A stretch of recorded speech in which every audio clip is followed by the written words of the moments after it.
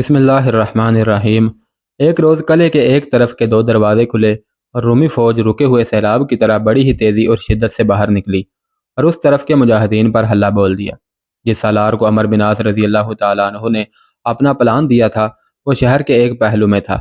اس نے بڑی تیزی سے حرکت کی اور اپنے دستے ساتھ لے کر دیوار کے ساتھ ساتھ آیا تھا تاکہ دروازوں پر قبضہ کر لیا جائے، لیکن رومی زیادہ تیز نکلے۔ انہوں نے دیکھ لیا اور فوراً واپس ہوئے، لیکن مسلمانوں نے پھر بھی انہیں روک لیا۔ اب جو رومی فوج حملے کے لیے نکلی تھی اس کی تعداد پہلے حملوں سے خاصی زیادہ تھی۔ اب چونکہ مسلمان پہاڑی سے اترنے کی بجائے دیوار کے ساتھ تھے، اس لیے انہوں نے جم کر مقابلہ کیا، لیکن ان کی تعداد رومیوں کی نسبت بہت ہی کم تھی۔ بڑا ہی خون ریز معرکہ لڑا گیا، بہت سے مجاہدین شہید ہو گئے، رومی بھی بے شمار مارے گئے، لیکن تعداد زیادہ ہونے کی وجہ سے وہ مجاہدین پر غالب آ گئے اور دروازوں میں داخل ہو کر اندر چلے گئے اور دروازے بند ہو گئے۔ مجاہدین کے لشکر کی نفری اور کم ہو گئی۔ شہر کا دفاعی انتظام ایسا مستحکم تھا کہ شہر کے باہر جو درخت تھے وہ سب کاٹ دیے گئے تھے تاکہ محاصرہ کرنے والے درختوں پر چڑھ کر دیوار پر تیر اندازی نہ کر سکیں۔ عمرو بن عاص رضی اللہ تعالیٰ عنہ اور ان کے سالاروں کے لیے وہ صورتحال پیدا ہو گئی تھی جس میں بڑے بڑے نامور جرنیل بھی مایوس ہو جایا کرتے ہیں، لیکن سپہ سالار عمرو بن عاص رضی اللہ تعالیٰ عنہ نے سالاروں سے کہا کہ مایوسی جیسا گناہ نہ کرنا، انشاءاللہ فتح ہماری ہوگی۔ انہوں نے یہ بھی کہا کہ ہم یہیں ہار گئے تو ایوان خلافت میں ہماری کوئی حیثیت نہیں رہ جائے گی۔ عمرو بن عاص رضی اللہ تعالیٰ عنہ نے اپنے سالاروں کو ایک اور پلان دیا اور کہا کہ اس پلان میں یہ امکان موجود ہے کہ ہمارا آدھا لشکر یہیں ختم ہو جائے، لیکن فتح یقینی ہوگی۔ تاریخ میں لکھا ہے کہ عجیب بات ہے کہ اتنے اہم شہر کے دفاعی دستوں کی کمانڈ لینے کے لیے نہ مقوقیس فرما آیا نہ اتربون۔ تاریخ میں اس جرنیل کا نام نہیں ملتا جو اس شہر کا کمانڈر تھا۔ وہ جو کوئی بھی تھا مقوقیس کے حکام کے مطابق چل رہا تھا۔ یہ حکام اور پلان اسے محاصرے سے پہلے ہی ذہن نشین کرا دیے گئے تھے۔ اس پلان کے مطابق اس نے زیادہ دستوں سے حملہ کروایا تھا۔ اب پلان کے فیصلہ کن حصے پر حملہ کرنا تھا۔ رومی جرنیل نے آدھی سے زیادہ فوج حملے کے لیے مختلف دروازوں سے باہر نکال دی۔ یہ دستے پہلے کامیابیوں سے بہت خوش تھے اور انہیں اب بھی کامیابی یقینی نظر آ رہی تھی۔ ان کی نفری بھی اب بہت زیادہ تھی، اس لیے وہ کچھ زیادہ ہی دلیر ہو گئے تھے۔ اس کثیر نفری نے محاصرے پر حملہ کیا تو عمرو بن عاص رضی اللہ تعالیٰ عنہ نے اپنے سالاروں کو جو پلان دیا تھا اس کے مطابق مجاہدین لڑنے کی بجائے پہاڑی سے اس طرح اترنے لگے جیسے ڈر کر بھاگ نکلے ہوں۔ رومی پہلی کامیابیوں کے نشے سے سرشار ان کے پیچھے آئے۔ عمرو بن عاص رضی اللہ تعالیٰ عنہ نے اس مقصد کے لیے کچھ دستے ریزرو میں رکھے ہوئے تھے۔ مجاہدین کے ریزرو دستے تیزی سے حرکت کر کے ان کے عقب یعنی شہر کی دیوار اور رومیوں کے درمیان پہنچ گئے اور رومیوں پر حملہ بول دیا۔ ایک دستہ یا غالباً کچھ نفری کھلے دروازوں میں سے قلعے کے اندر چلی گئی۔ اس طرف کے رومی پھندے میں آ گئے۔ پہاڑی سے اتر جانے والے مجاہدین پھر پہاڑی پر چڑھنے لگے اور انہوں نے رومیوں کو جو کاٹنا شروع کیا تو ان کے زخمی اور ان کی لاشیں لڑکتی ہوئی نیچے ہی نیچے جانے لگی۔ یہ چال شہر کے صرف ایک طرف ہی نہیں چلی گئی تھی بلکہ ایک اور پہلو پر یہی صورتحال پیدا ہوئی تو مجاہدین نے وہاں بھی رومیوں کے عقب میں جا کر ان پر حملہ بولا اور کچھ مجاہدین قلعے کے اندر چلے گئے۔ رومی اس صورتحال کے لیے بالکل ہی تیار نہ تھے۔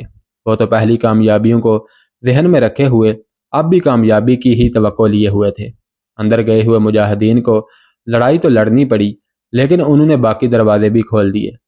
رومیوں کی زیادہ تر نفری شہر سے باہر مجاہدین کی تلواروں سے کٹ رہی تھی۔ جانی نقصان تو مجاہدین کا بھی ہو رہا تھا، لیکن ہر مجاہد اس لڑائی کو اپنی ذاتی لڑائی سمجھ کر لڑ رہا تھا۔ مرنے والوں میں زیادہ تعداد قبطیوں کی تھی، جس کی وجہ یہ تھی کہ انہوں نے ایسی جنگ کبھی نہیں لڑی تھی، پھر بھی انہوں نے رومیوں کو بہت ہی جانی نقصان پہنچایا۔ شہر اس حالت میں فتح ہو گیا کہ شہر کے اندر اور باہر اس قدر خون تھا جیسے خون کا می برس گیا ہو۔ چھوٹی چھوٹی کلا بندیاں، برجیاں اور برج اتنے زیادہ تھے کہ بھول بھلائیاں سی بنی ہوئی تھی اور شک تھا کہ رومی جرنیل اور ماتحت افسران کہیں چھپے ہوئے ہیں۔ سپہ سالار عمرو بن عاص رضی اللہ تعالیٰ عنہ نے شہریوں کو حکم دیا کہ تمام کلا بندیاں گرا دیں۔ کچھ مجاہدین کو ان کے ساتھ لگا دیا۔ شک صحیح نکلا۔ رومی جرنیل ایک برج کے کونے میں دبکا بیٹھا تھا، اسے گرفتار کر لیا گیا۔ فرما کی فتح مکمل ہو گئی اور مال غنیمت اکٹھا کیا جانے لگا۔ تاریخ نویس بٹلر اور دو اور یورپی تاریخ نویسوں نے لکھا ہے کہ تاریخ ہمیشہ حیران رہے گی کہ اتنے تھوڑے مسلمانوں نے اتنا مضبوط قلعہ آخر کس طرح فتح کر لیا تھا۔ فرما کی فتح کو غیر مسلم مورخوں نے حیرت انگیز کہا ہے، لیکن اہل دین و ایمان کے لیے اس میں حیرت والی کوئی بات نہیں تھی۔ تاریخ اسلام ایسی معجزہ نما فتوحات سے بھری پڑی ہے۔ سالاروں کے دلوں میں ایسا کوئی لالچ نہیں تھا کہ رومی جرنیلوں کے محلات میں سے زر و جواہرات کے خزانے ملیں گے اور دیگر مال غنیمت کا بھی کوئی شمار نہیں ہوگا۔ نہ ہی مجاہدین کے دلوں میں کوئی ایسی خواہش تھی۔ وہ اللہ کے نام پر اس فوج کشی کو جہاد فی سبیل اللہ جان کر گئے تھے۔ ان کے عزائم ذاتی نہیں، دینی اور ملی تھے۔ اس سے بڑھ کر اور معجزہ کیا ہو سکتا ہے کہ ایران اور روم جیسی بڑی جنگی طاقتوں کو، جنہیں تاریخ نے ناقابل تسخیر کہا ہے، کچل اور مسل کر الگ پھینک دیا گیا تھا، اور وہاں آج بھی اسلام کا پرچم بڑے فخر اور شان و شوکت سے لہراتا ہے۔ چونکہ فرما کی فتح غیر مسلم مورخوں کے لیے حیرت ناک تھی، اس لیے انہوں نے اس کے کچھ اسباب گھڑ لیے اور تاریخ کے دامن میں ڈال دیے تھے۔ مثلا ایک یہ کہ اتنے تھوڑے سے مسلمان اتنی بڑی اور طاقتور فوج سے فرما کا قلعہ بند شہر نہیں لے سکتے تھے۔ وہ اس لیے فاتح کہلائے کہ بنیامین کے حکم سے قبطی عیسائی جو رومی فوج میں تھے لڑے ہی نہیں تھے۔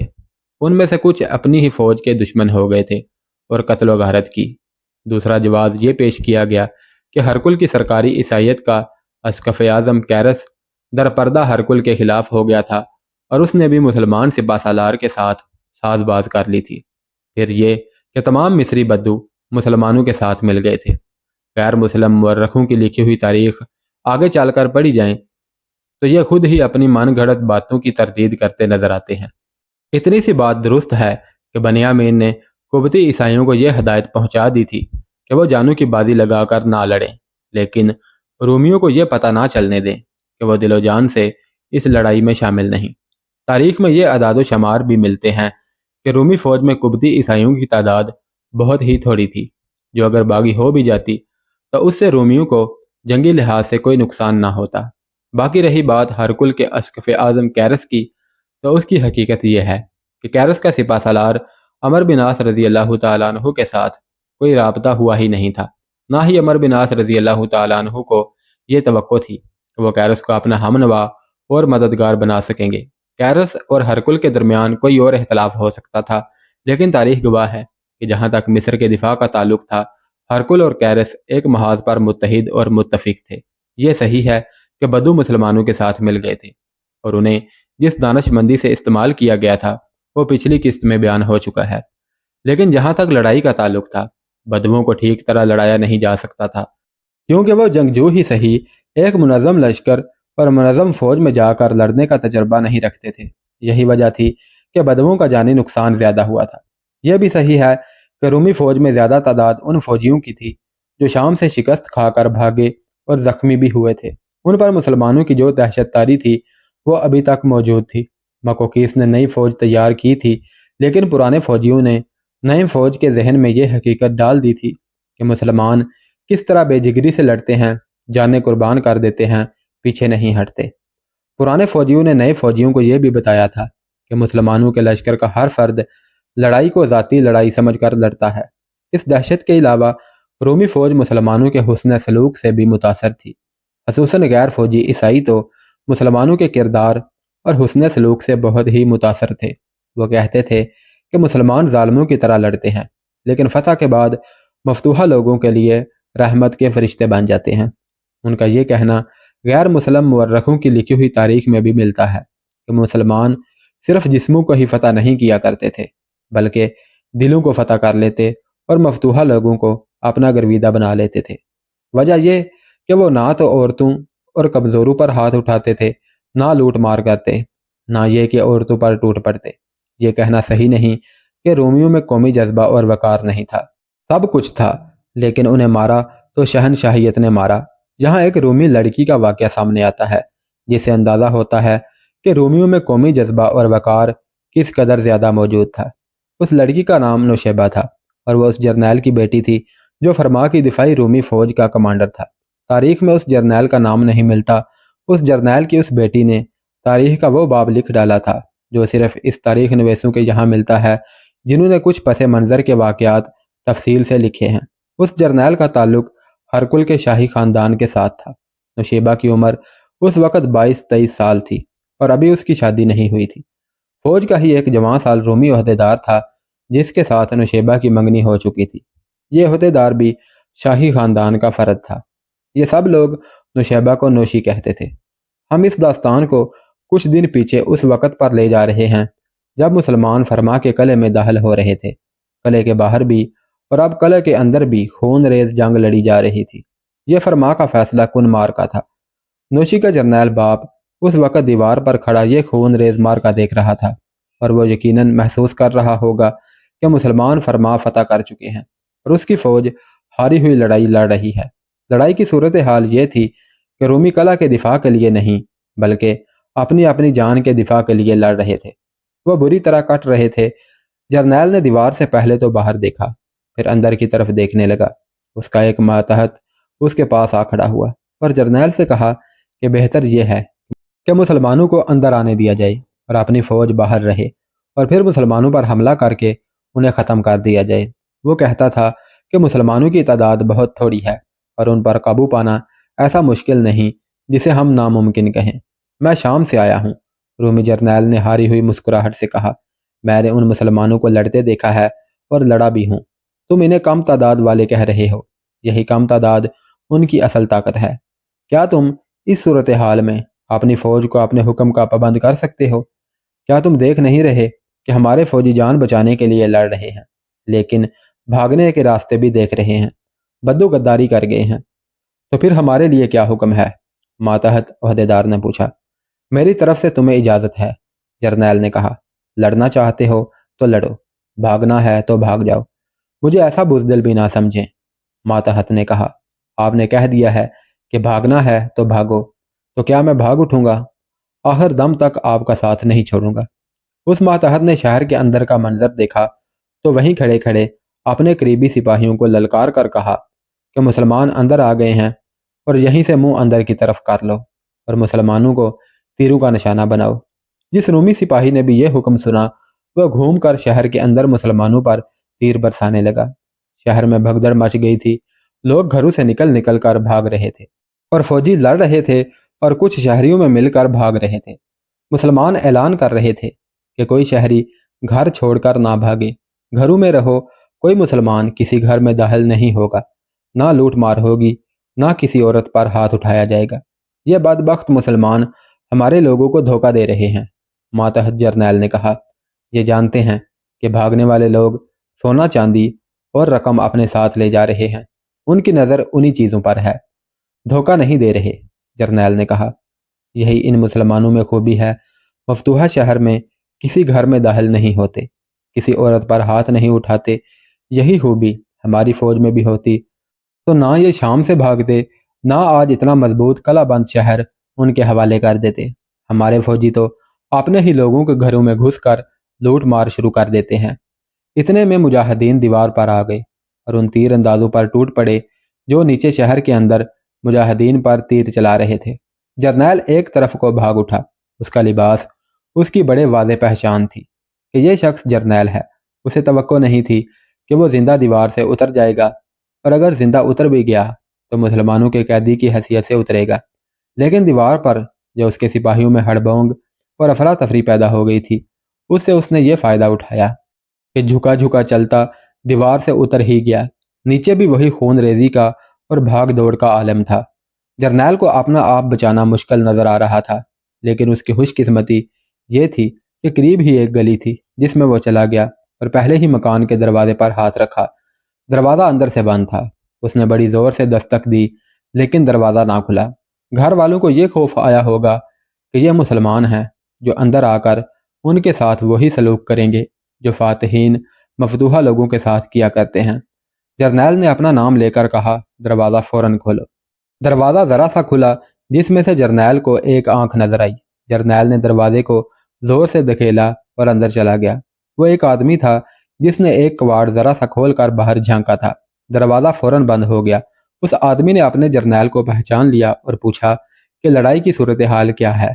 جرنیل نے صورتحال بتانے کی بجائے ہانپتے کانپتے لہجے میں کہا کہ اسے فوراً اپنے کپڑے دے دے۔ وہ آدمی جرنیل کے اس انداز سے ہی سمجھ گیا ہوگا کہ لڑائی کی صورتحال کیا ہے۔ صورتحال اچھی ہوتی تو یہ جرنیل اس طرح گھبراہٹ اور خوف زدگی کی حالت میں ایک عام گھر میں نہ جا گھستا۔ پھر بھی وہ آدمی کھڑا اسے دیکھتا رہا۔ سنا نہیں تم نے؟ جرنیل نے حکم اور روب کے لہجے میں کہا۔ مجھے اپنے کپڑے اور چوگا دے دو۔ مجھے پہچانتے نہیں تم؟ میں تمہارا جرنیل ہوں، پہچانتا ہوں، اس آدمی نے تنزیہ سے لہجے میں کہا۔ لیکن ایک غریب آدمی کے کپڑے پہن کر آپ کو کون پہچانے گا؟ وہ ہر جرنیل تھا اور شاہی خاندان کا فرد تھا اور جلدی میں بھی تھا، اس لیے اس نے اس شخص کی تنزیہ کلامی کا جواب زبان سے دینے کی بجائے تلوار نکالی اور اپنا حکم دہرایا۔ کمرے سے ایک عورت نکل آئی، شاید اس شخص کی بیوی تھی۔ اسے کہنے لگی کہ یہ جو مانگتا ہے اسے فوراً دے دو۔ جرنیل نے اس شخص کے دیے ہوئے کپڑے اپنے پہنے ہوئے لباس پر ہی چڑھا لیے، ایک غریبانہ سا چوگا بھی پہنا جو اس کے کندھوں سے ٹہنوں تک لمبا تھا۔ میلی اور خستہ حالت ایک چادر تھی جو اس نے اپنے سر پر لپیٹ لی اور کچھ لٹکا لی۔ اب وہ جرنیل نہیں بلکہ ایک غریب آدمی تھا۔ باہر نکلتے ہوئے وہ صحن سے گزرا تو ایک ٹیڑھی میڑھی لاٹھی سی پڑی نظر آئی۔ اس نے لاٹھی اٹھا لی اور ذرا سا کبڑا کر اور لاٹھی ٹیک کر چلنے لگا۔ دروازے کے قریب پہنچ کر رکا اور مڑ کر دیکھا۔ اتنا مت ڈرو، اس نے گھر کے اس آدمی اور اس کی بیوی سے کہا۔ دروازہ کھلا رہا تو بھی کوئی خطرہ نہیں، مسلمان گھروں میں داخل نہیں ہوتے اور وہ لوٹ مار نہیں کرتے۔ تم جاؤ، اس شخص نے کہا۔ اب ہم جانیں مسلمان جانیں، میں تمہاری جرنیلی سے نہیں تمہاری تلوار سے ڈر گیا تھا۔ اگر تمہیں ہماری بیٹیوں کا خیال نہیں تو اپنی ہی بیٹی کا خیال کیا ہوتا اور لڑتے ہوئے مر جاتے۔ جاؤ، اب تمہیں کوئی نہیں پہچان سکے گا۔ اگر اسے بھاگنے کی جلدی نہ ہوتی تو وہ غریب سے ایک آدمی کی یہ گستاخی معاف نہ کرتا اور اس کا سر اس کے بدن سے جدا کر دیتا، لیکن اس نے اس آدمی کو قہر اور غضب کی نگاہوں سے دیکھا اور باہر نکل گیا۔ رومی فوج کا یہ جرنیل لاٹھی ٹیکتا ذرا سا جھکا ہوا آہستہ آہستہ چلا جا رہا تھا۔ شہر کی گلیوں میں اسے اپنی فوج کے سپاہی بھاگتے دوڑتے جان بچاتے نظر آ رہے تھے۔ مسلمان بھی ان کے قریب سے گزرے اور اس نے ان کی خون آلود تلواریں دیکھی۔ 4-5 مرتبہ ایسا ہوا کہ وہ گلی کا موڑ مڑ رہا تھا کہ گھروں سے بھاگنے والے آدمی اس سے ٹکرائے اور بھاگ گئے۔ اسے 3 مسلمان نظر آئے جو بڑی ہی بلند آواز سے اعلان کرتے پھر رہے تھے کہ لوگ گھروں کے اندر رہیں، بھاگے نہیں، کسی گھر میں کوئی لوٹ مار کے لیے داخل نہیں ہوگا۔ ایک مسلمان کہتا پھر رہا تھا کہ باہر نہ نکلنا، بڑی زبردست لڑائی ہو رہی ہے، گھوڑوں تلے آ کر مارے جاؤ گے۔ پھر بھی شہریوں میں افراتفری بپا تھی اور کچھ لوگوں نے دروازے اندر سے بند کر لیے تھے۔ جرنیل بہت جلدی میں تھا، لیکن ڈر سے تیز نہیں چلتا تھا کہ پہچانا جائے گا، اور آہستہ آہستہ چلتے ہوئے اسے بوڑھا اور کمزور یا بیمار سمجھ کر نظر انداز کر دیں گے۔ اس کا گھر شہر سے الگ تھلگ تھا، وہ گھر نہیں ایک محل تھا۔ وہاں تک پہنچنے میں خاصا وقت گزر گیا۔ اسے یہ خطرہ نظر آ رہا تھا کہ اس کے گھر والے بر وقت نکل نہ گئے تو پکڑے جائیں گے۔ زیادہ خیال بیٹی کا تھا جو نوجوان اور غیر شادی شدہ تھی، وہ بہت ہی زیادہ خوبصورت بھی تھی۔ وہ گھر کے قریب پہنچا تو اسے ایسے آثار نظر آنے لگے جیسے محل کے مکین بھاگ گئے ہوں۔ مسلمان گھوڑ سوار محل کے احاطے میں داخل ہو رہے تھے، کچھ محل کے اندر چلے گئے تھے۔ وہ احاطے کے باہر والے گیٹ پر جا رکا اور اس محل کو حسرت بھری نظروں سے دیکھنے لگا جس میں وہ شاہی خاندان کا جرنیل تھا، لیکن اب اس محل کے در و دیوار جیسے اس کے دشمن ہو گئے تھے۔ ایک مسلمان محل میں سے نکلا اور بلند آواز سے کہا کہ سب بھاگ گئے ہیں، محل بالکل خالی ہے۔ جرنیل وہیں کھڑا رہا، اسے یہ اطمینان ہو گیا کہ اس کے گھر کے تمام افراد نکل گئے ہیں۔ وہ وہیں کھڑا اپنے محل کو دیکھتا رہا۔ تصور میں لایا جا سکتا ہے کہ اس کے سینے پر کیسے سانپ اور کیسے کیسے زہریلے ناگ لوٹے ہوں گے۔ وہ اس شہر کا حاکم اور جرنیل نہیں بلکہ بادشاہ تھا، جہاں کے لوگوں کی قسمت اس اکیلے شخص کے ہاتھ میں تھی اور وہ ان کا روزی رساں بنا ہوا تھا۔ اس محل میں اس نے جو عیش و عشرت کی تھی وہ بھی اسے یاد آئی ہوگی۔ محل کے سامنے بڑا ہی خوبصورت باغ تھا۔ اس باغ میں اور اس محل میں اس نے معصوم نوجوانیاں اور ان کی عصمتیں پامال کی تھی۔ آج اسے اپنی بیٹی کا غم کھا رہا تھا کہ وہ اپنے خاندان کے ساتھ یہاں سے نکل گئی تھی یا کسی فاتح کے ہاتھ چڑھ گئی ہے۔ سپہ سالار آ رہے ہیں، اسے اپنے پیچھے ایک آواز سنائی دی۔ اس نے پیچھے مڑ کر دیکھا، لشکر مجاہدین کے فاتح سپہ سالار عمر بن عاص رضی اللہ تعالیٰ عنہ آ رہے تھے۔ ان کے پیچھے چند ایک گھوڑ سوار محافظ تھے۔